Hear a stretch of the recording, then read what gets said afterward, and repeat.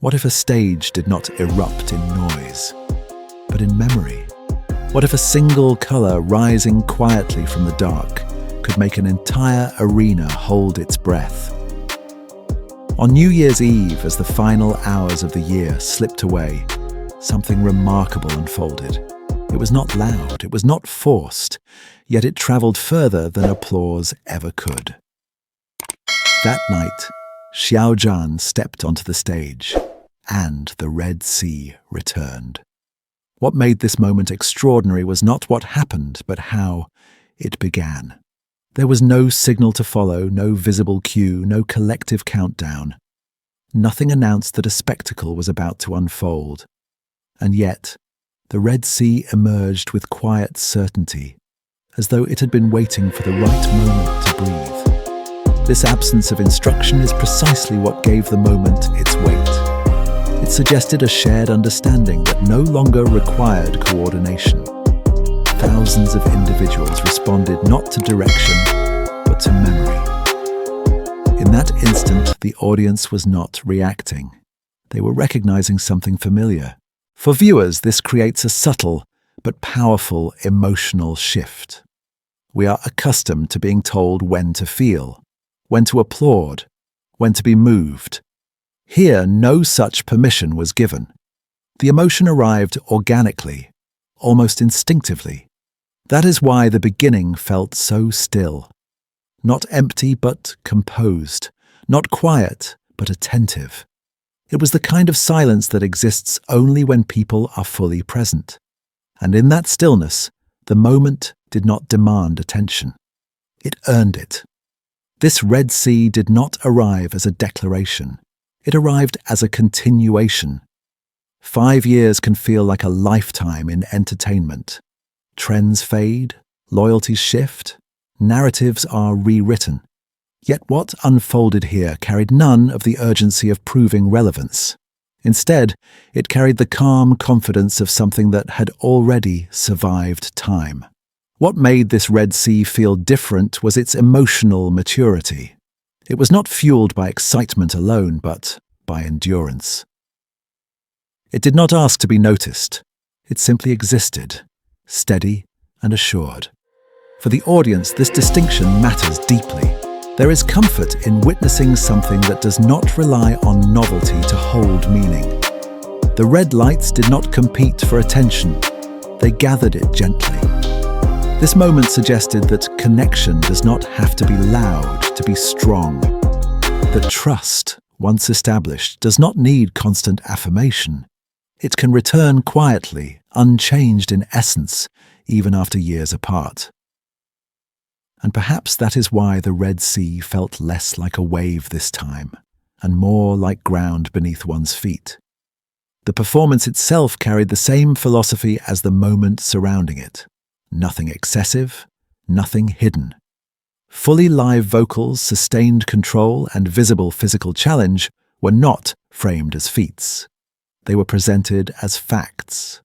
The performance did not seek praise through difficulty. It allowed difficulty to exist naturally within it. This is where trust becomes central. Trust between performer and audience is not built on perfection, but on consistency. On showing up as one is and delivering without evasion. Even when lifted above the stage, there was no visible hesitation. Not because the situation was easy, but because experience had replaced fear with composure. That calm is not accidental. It is earned through repetition, restraint, and accountability. For viewers, this reliability resonates deeply. It communicates safety. It says you are not being carried by illusion. What you see is what is being offered. And in a landscape often shaped by exaggeration, that quiet honesty feels grounding. Advanced technology framed the performance, but it never demanded attention. The 8K visuals and holographic elements did not dominate the narrative. They served it. This balance is rare. Too often, innovation competes with emotion, turning feeling into an afterthought. Here, technology behaved differently. It created space rather than noise. It supported imagination without replacing presence. The result was not spectacle, but depth. Viewers were not distracted by novelty. Instead, they were invited to stay with the meaning at the center. Even the global reach of the broadcast felt measured. Rather than amplifying scale, it reinforced connection. The Red Sea extended beyond one venue, not as an expansion of volume, but as an extension of sentiment.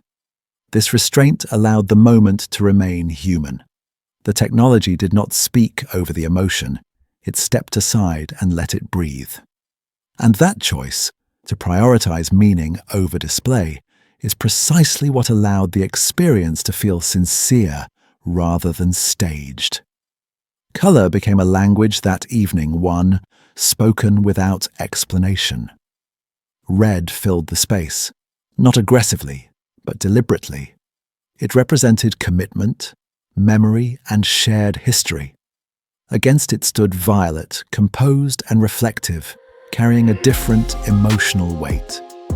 Together, they formed a dialogue rather than a contrast. This was not about visual impact alone. It was about emotional alignment. Passion did not overwhelm composure.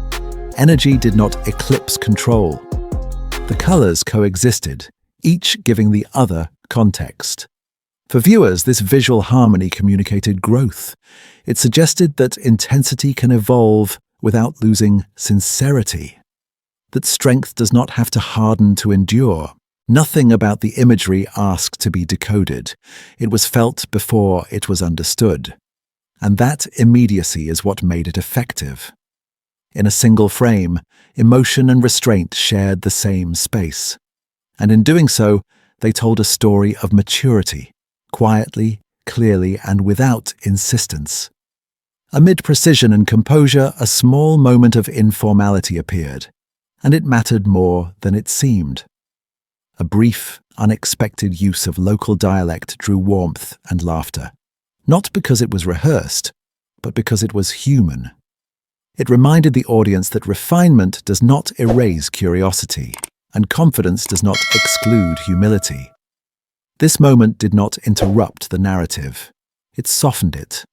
It allowed the audience to see not just a performer, but a person still learning, still adapting. In a space defined by control, this glimpse of spontaneity made the atmosphere warmer. It lowered the distance between stage and seats without collapsing it. For viewers, this balance is reassuring.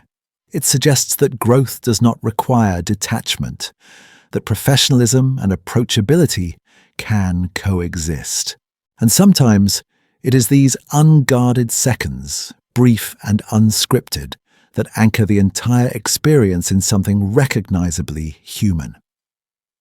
Perhaps the real question is no longer whether the Red Sea will appear again, but what kind of future moments it will quietly witness. And maybe that is why this night continues to resonate, not because it marked an ending, but because it felt like a promise still unfolding. If you enjoyed this thoughtful deep dive into moments that shape the entertainment world, please consider subscribing to Star Watch now. Your support helps us continue sharing stories with warmth, depth, and care. Thank you for watching, for reflecting, and for walking forward with us. We look forward to seeing you in the next story.